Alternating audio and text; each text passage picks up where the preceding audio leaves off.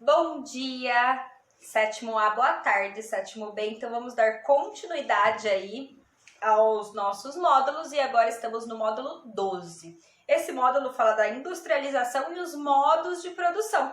Então a gente vai falar da indústria e como é feito essa forma de produção, que existem vários tipos de forma de produção. Ao longo dos séculos aí, as formas de produção foram se modificando até por conta da quantidade, da tecnologia que foi chegando e do planejamento mesmo, porque uma indústria, ela tem um planejamento, né? Não é simplesmente pega o recurso natural, pega o recurso energético que já vimos e produz algo. Então tem todo um processo, uma pesquisa por trás disso, ok?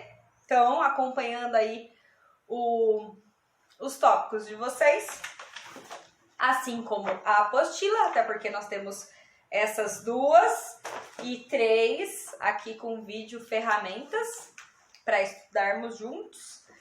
Então vamos lá. Então eu iniciei aí com as formas de produção. Será que sempre as formas de produção foram essas, com robótica, com tecnologia, onde se produz muito e muito rápido? Não. Então eu dividi em 3 momentos diferentes, que foi o artesanato, a manufatura e a revolução industrial, que é a indústria em si, né? Que não parou, ela continua acontecendo aí com o surgimento de tecnologias, robóticas e assim por diante. Então lá atrás, como eram feitas as produções? O artesanato. O que é o artesanato? Um artesão, uma única pessoa, faz toda a linha de produção. Então vou pegar o exemplo do sapato, né? Então, ele pega o couro, trabalha o couro, né? Faz o recorte, modela o sapato, põe a sola. Então, o artesanato fazia toda a linha de produção, da matéria-prima até o produto final, né? Então, produziu ali o sapato todo. E essa produção do artesanato, ela utiliza que tipos de ferramenta? Trabalho manual e ferramentas simples, alicates, tesouras, linha e agulha. Então, a extensão aí da mão do artesão, certo? E essa produção, ela não é em larga escala, ela não é rápida. Então, vamos imaginar que para a produção de um par de sapato, levaria aí 15 dias, ok? Para a matéria-prima chegar no produto final, que é o sapato em si. Então, essa foi a primeira forma de produção do que eram os produtos gerais, ok? Então, um artesão que trabalha sozinho, em pequena escala, faz toda a linha de produção, da matéria-prima até o produto final. Depois veio a manufatura. O que foi a manufatura? Já iniciou aí o surgimento de máquinas, e máquinas que facilitava o trabalho manual, né? Então, o tear para tecer o tecido. Então, já era uma máquina que ainda necessitava da mão de obra, mas de uma forma mais ágil, porque agora ela fazia um trabalho um pouco mais rápido do que o que seria o manual 100%. Então, a manufatura, ela foi o quê? O início do desenvolvimento aí das técnicas. Então, já existiam os maquinários, né? Ainda maquinários rudimentares. O que isso significa? Que ainda dependia muito do ser humano, do trabalhador, de colocar aquela ferramenta um pouco mais moderna para funcionar. Além disso, na manufatura já existia a divisão do trabalho. O que isso significa? O sapato, vou pegar o mesmo exemplo. Ao invés do artesão, né, que fazia toda a linha de produção, na manufatura as tarefas elas já eram divididas. O que isso significa? Então tinha uma pessoa ou um grupo responsável por trabalhar o couro, depois um outro grupo ou uma pessoa responsável por cortar e assim por diante. Então o trabalho já passou a ser dividido e, consequentemente, se no artesanato um sapato demorava 15 dias para ficar pronto, para iniciar e finalizar, na manufatura, agora em 15 dias, tinham 10 sapatos, ok? E depois a indústria, que é o aprimoramento das técnicas. Então, o que significou? a industrialização, o início aí da industrialização. Maquinários mais modernos, né?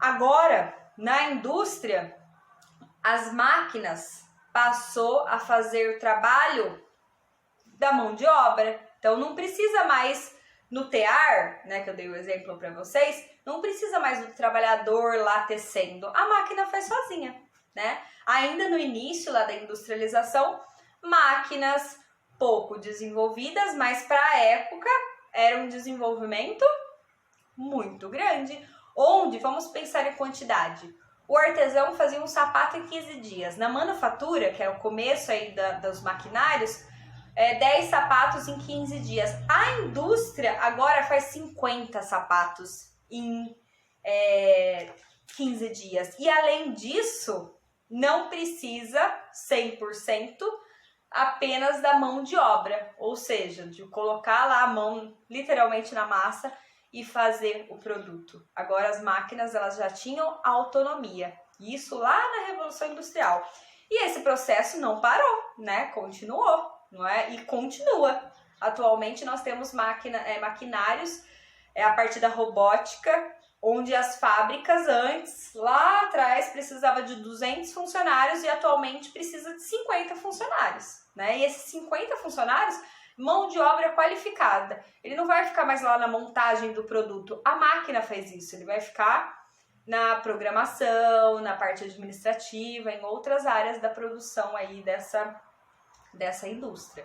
Então, para a gente ter aí a visualização do quanto isso se desenvolveu. Lembrando que esse processo continuou depois da Revolução Industrial e continua, né? Todo ano a gente tem a tecnologia, a ciência trabalhando para a tecnologia e cada vez mais rápido, mais moderno, mais tecnológico. A máquina agora faz 10 trabalhos ao mesmo tempo, não só um. Ao invés de colocar o cadarço no tênis, um exemplo, tá? Ao invés de colocar o cadarço no tênis, ela monta, costura o tênis, pinta o tênis, coloca o cadarço e encaixota.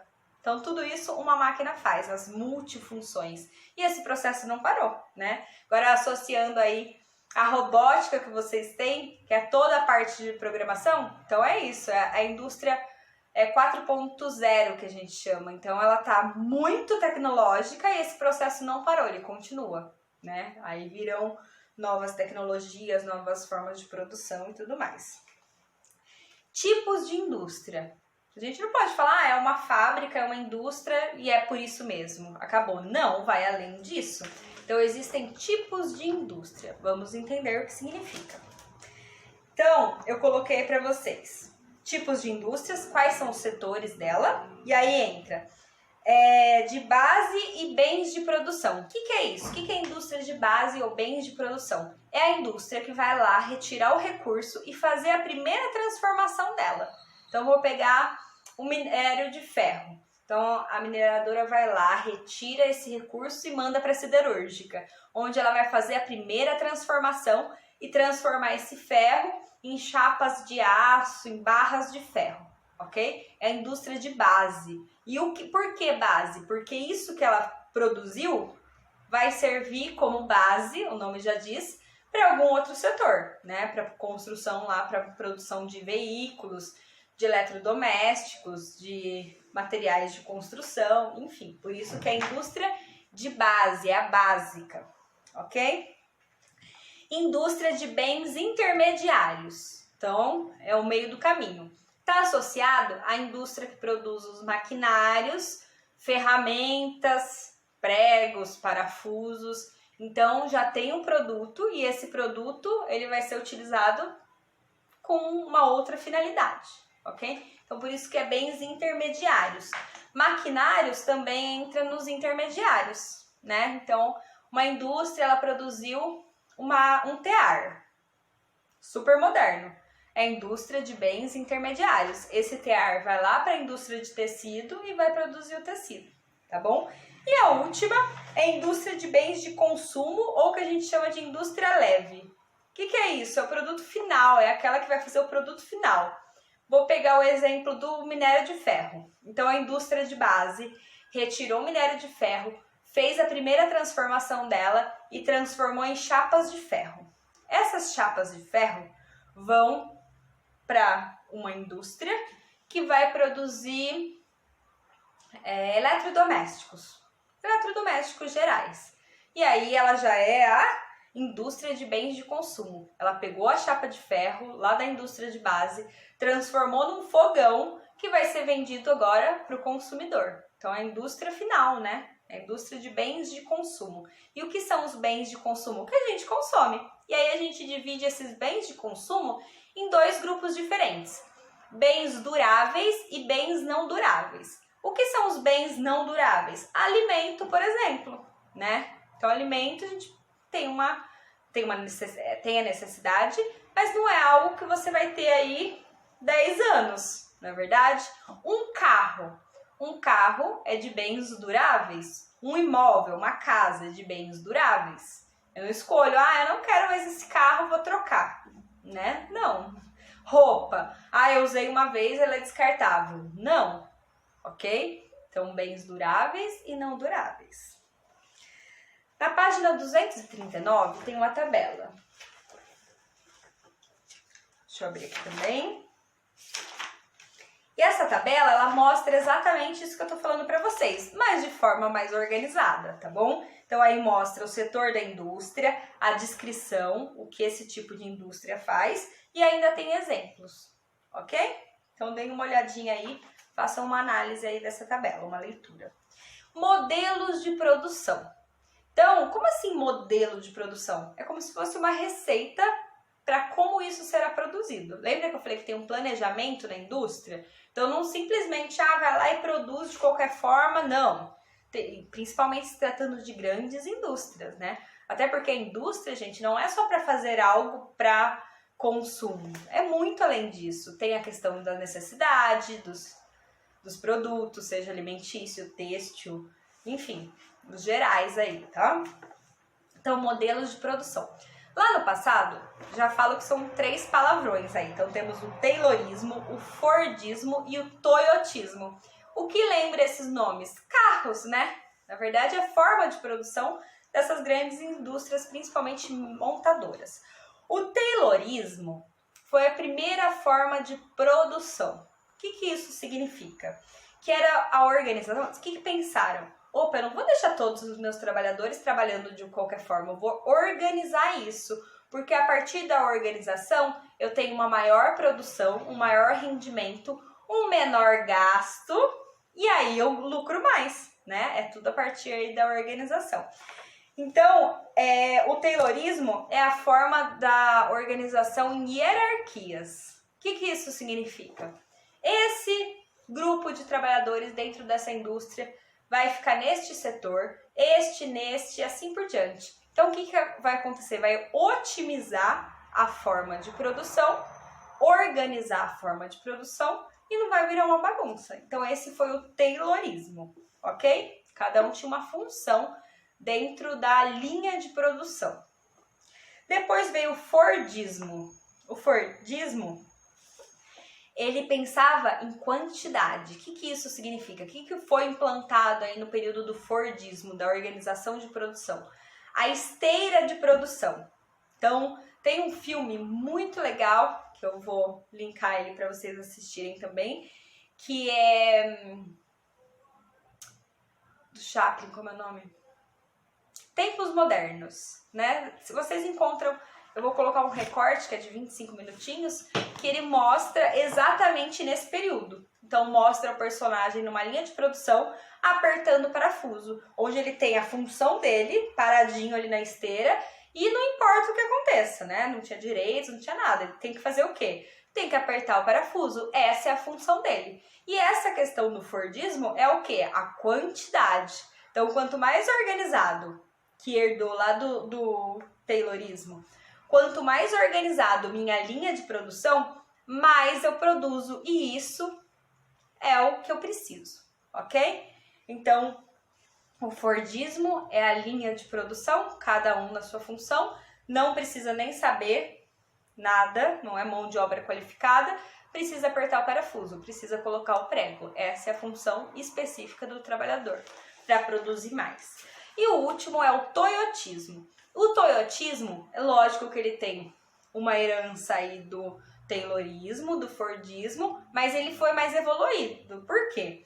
Porque ele pensou assim, por que eu vou produzir muito igual ao fordismo? Não tem por que ser uma forma de produção assim. Porque se eu produzir muito, não tem para quem comprar. Se não tem quem comprar, eu tenho um prejuízo. Até porque tem um gasto aí na produção. Então, o que faremos? Faremos de uma forma organizada. Cada um tem o seu setor, mas vamos produzir de acordo com o que o mercado consumidor vai consumir. Eu não posso produzir a mais.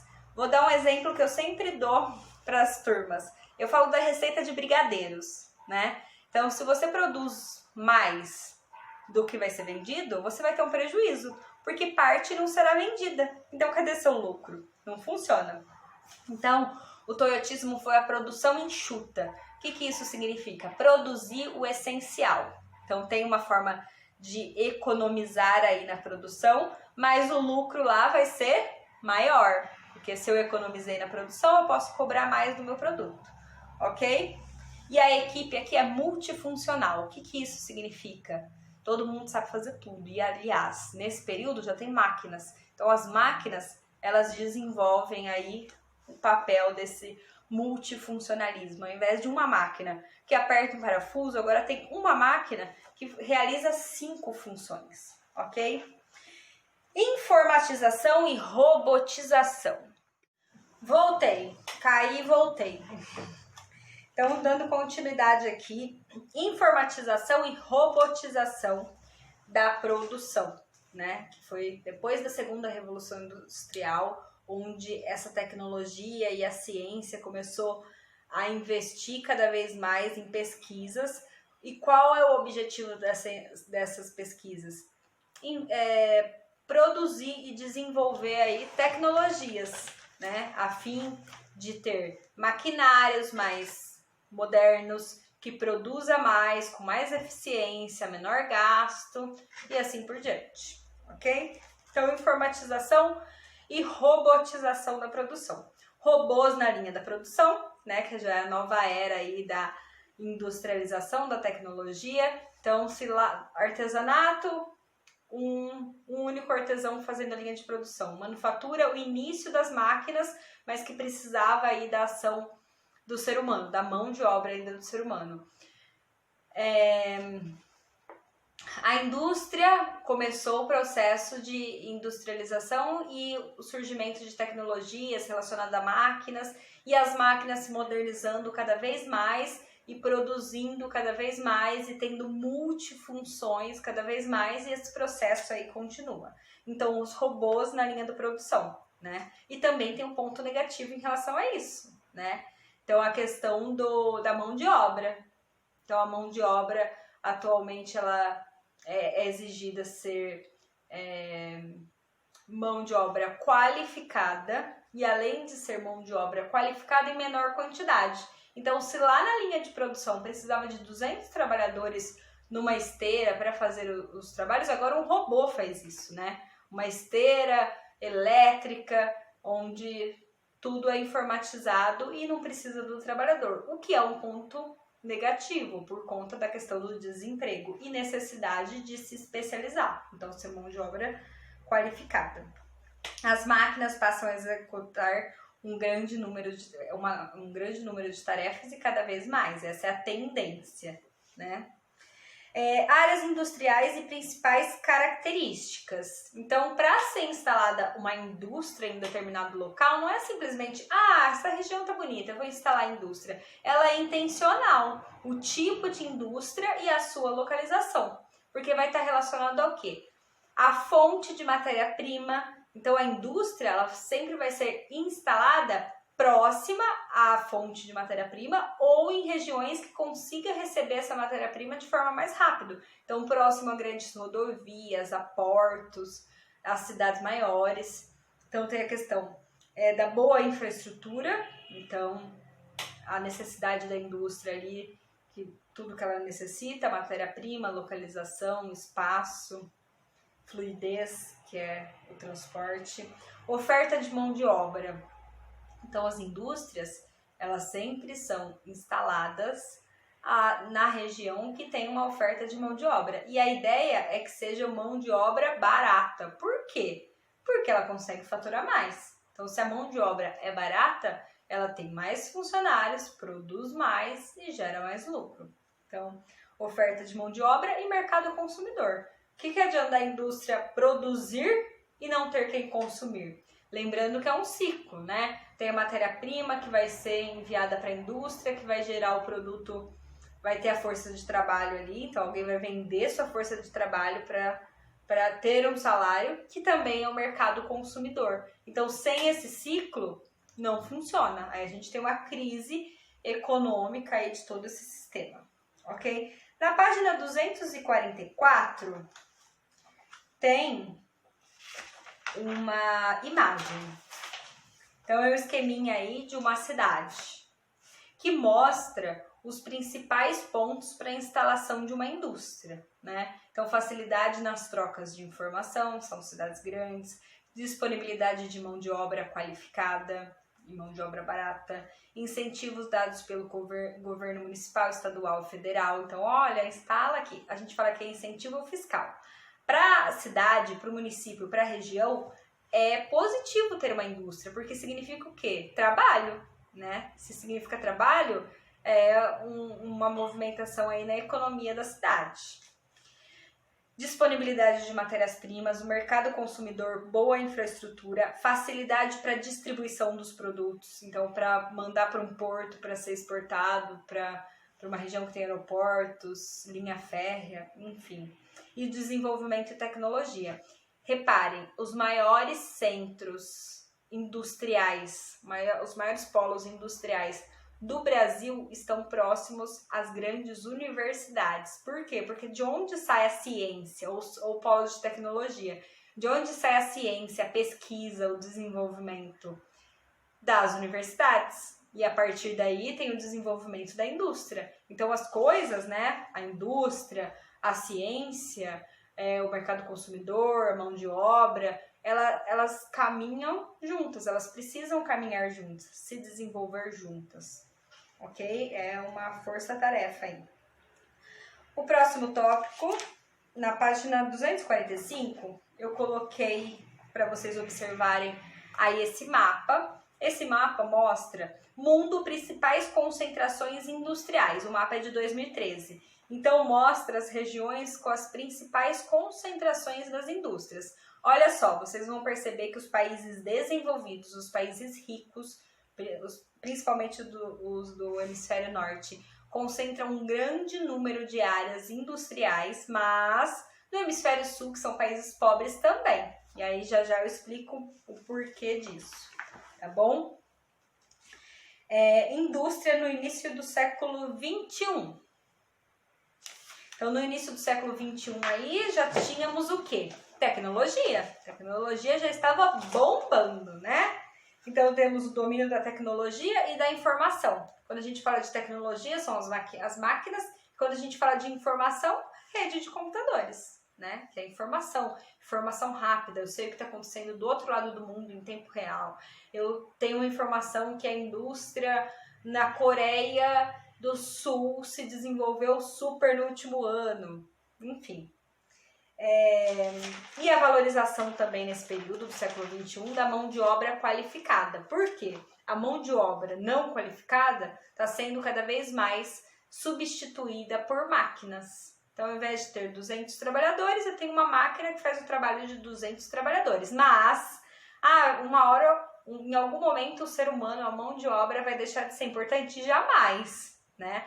O que acontece é que é necessário o desenvolvimento da qualificação. Então, ao invés de ter 200 trabalhadores, agora eu preciso de 5 trabalhadores que sabem manusear essa máquina mega, super potente, que faz todas as funções.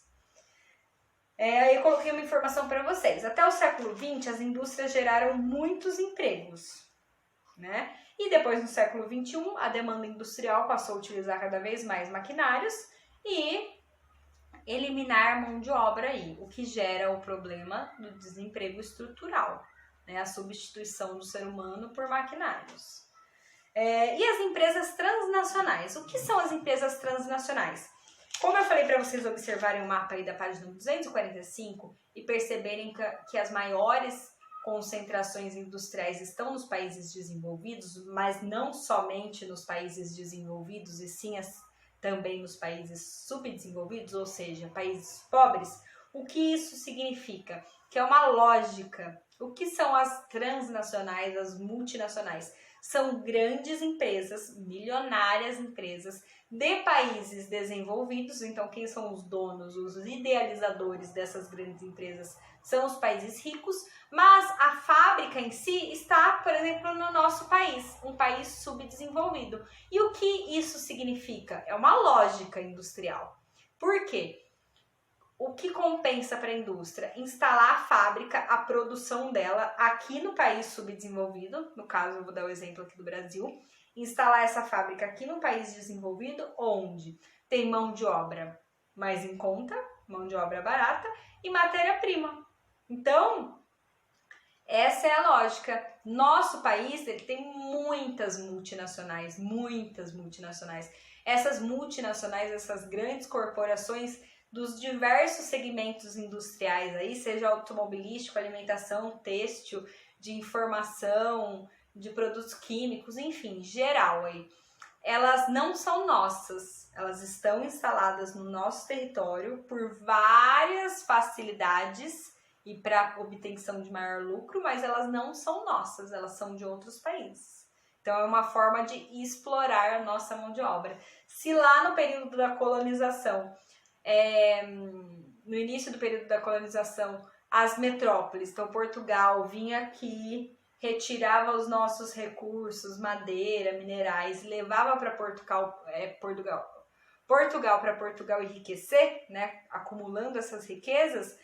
Atualmente acontece basicamente da mesma forma, só que em forma de indústria, onde as indústrias são instaladas aqui no nosso território, aí eles exploram nossa matéria-prima, que é abundante, a mão de obra, que é barata, mas o geral do lucro fica onde? Lá no para outro país, o dono de tudo isso daí, ok?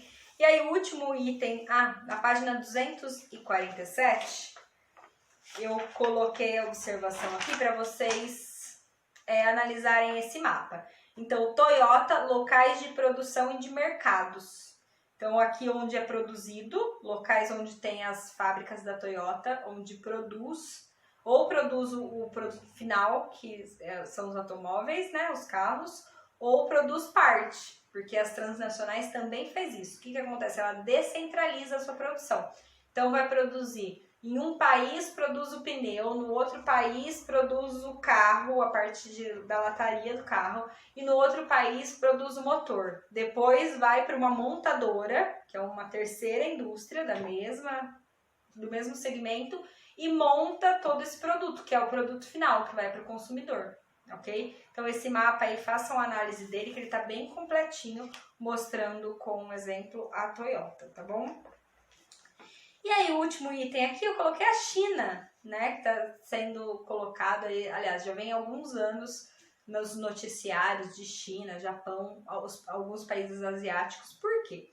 Esses países, eles mostraram um desenvolvimento tardio por contextos históricos, mas um desenvolvimento econômico muito rápido, por alguns motivos. Por investimento aí em educação, por uma própria política interna. E a China, ela é considerada a nova superpotência. O que isso significa?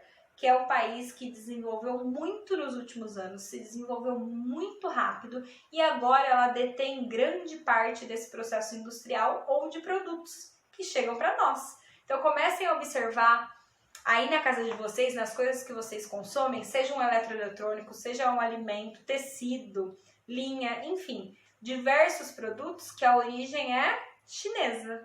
Então, por isso que a gente fala que a China está se tornando uma grande superpotência. Mas por que será que a China se desenvolveu tanto assim nos últimos anos? A China, assim como alguns países asiáticos com grande desenvolvimento econômico, eles tiveram e têm alguns pontos positivos. Um deles é mão de obra abundante, né? Então, a China, a gente está falando atualmente da segunda maior população do mundo, e um único território tem 1 bilhão de habitantes. Então, mão de obra para produzir, né, mais aí. E os investimentos mesmo, na questão econômica. Ah, mas eu comprei um produto da China, qualquer produto, e eu paguei muito barato nele. Na realidade, a questão da indústria na China, esse desenvolvimento econômico, não se dá muitas vezes nem pela qualidade, vou utilizar essa palavra, mas se dá pela quantidade. Então, o produto, vou dar um exemplo. Esses dias eu comprei uma linha de costura. E aí era um novelo grande e eu paguei R$6. Imagine que nesses R$6 nesse novelo, tá embutido, e era chinesa, era uma linha chinesa. Tá embutido o que aí? Tá embutido a mão de obra utilizada para produção, toda a linha de produção da linha, do plástico, que é o meio do carretel, do material inicial, que é o algodão que foi feito a linha, do tear que teceu, enfim, nesses R$6, a exportação ainda para chegar aqui no nosso território. Então, nesses R$6 está embutido todos os gastos, desde a origem inicial da matéria-prima até o produto final que eu comprei lá no armarinho, na loja de produtos de artesanato. Então é isso, essa questão do grande desenvolvimento da China nos últimos anos. E aí vocês têm Você Sabia? China, nova potência do século XXI, para vocês darem uma lidinha. Então é isso, já falei bastante hoje, que eu estou empolgadíssima. Acabei de sair da aula de vocês, inclusive. Acompanhem, façam um resumo, tem acompanhamento lá no Maestro para vocês me mandarem. Qualquer dúvida, anote ou envia pelo WhatsApp, que eu estou disponível para vocês, e realizem as atividades, ok? Lembrando que é com atenção, então é uma forma de estudar e tem que se organizar para isso, ok? Então, tchauzinho, até a próxima!